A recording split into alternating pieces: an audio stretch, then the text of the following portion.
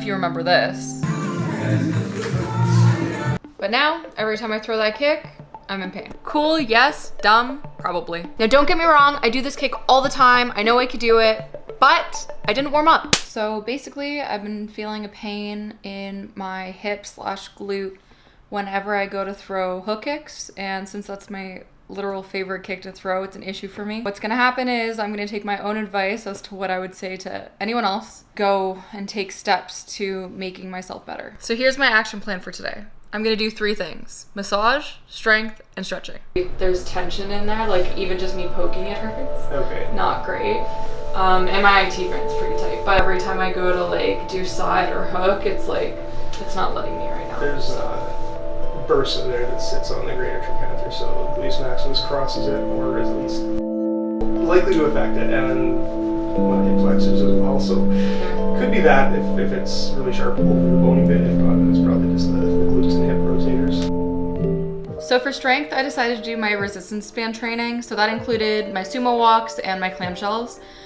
When I had a previous IT band injury, it seemed to really help me. My physiotherapist told me to do these exercises, and it helped me before. And whenever I feel pain or discomfort in my knee or my outer hip, I kind of resort back to those 2 exercises every single time, and they always seem to make me feel a little bit better.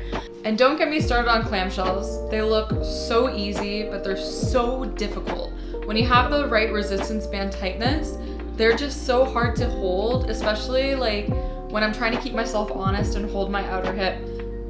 It's even harder. Like whenever I do it, I'm just feeling like rumbly the entire time. But that's how I know they're working.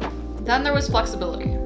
I didn't know how deep or intense I wanted to get on my flexibility today, especially because I am rehabbing this hip. But after I did my frog stretch, I felt it in the same area as I usually do when I'm doing my kicks. So I knew that I needed to kind of investigate further and see why or how I'm feeling this kind of way. So after I was done the frog, I got my dad to help me with pushing me down a little bit and seeing if going lower equals more pain, but it seemed to have dissipated as I went deeper into my stretch.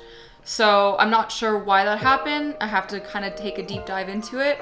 But after that, there was an unexpected turn on my stretches where my dad was like, let's go, let's train it a little bit harder and see what I'm able to do with it. So after I was done doing these intense stretches with my dad, it actually felt really, really good after. So I'm not sure what that's telling me just yet. I'm gonna have to, again, analyze and see what's going on with my outer hip or that glute. Honestly, it seems like kind of a combo right now. So I think I'm gonna continue to do this course of action and this routine until I see what's going on with myself and my body. So what does this mean for kicking for me?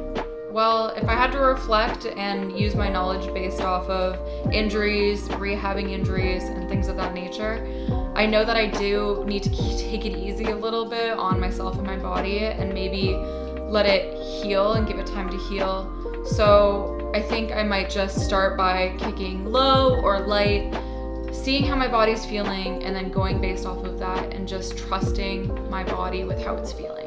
If it's feeling good that day, maybe I'll push a little harder. If I'm feeling it a little bit too much, then I'll tone it down a little bit. Ultimately, I'm always gonna keep kicking, but it's just to what degree, my body's gonna have to decide for me, and I have to listen to it. I believe this was driven from me throwing a super, super high kick more than one time without proper warm-up and proper stretches. It kind of gave me an intense reminder that I'm human and I need to follow the exact things and coaching and outlines that I tell my students to do on a daily basis.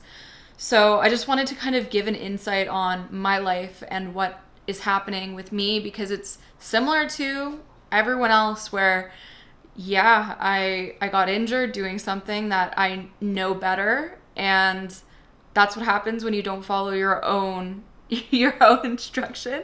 When you know it's supposed to happen and you throw stuff anyways, that's kind of the reality of it. And I just wanted to share that it can happen to anyone. So just make sure that you do your due diligence when you're throwing your techniques so you don't end up like me.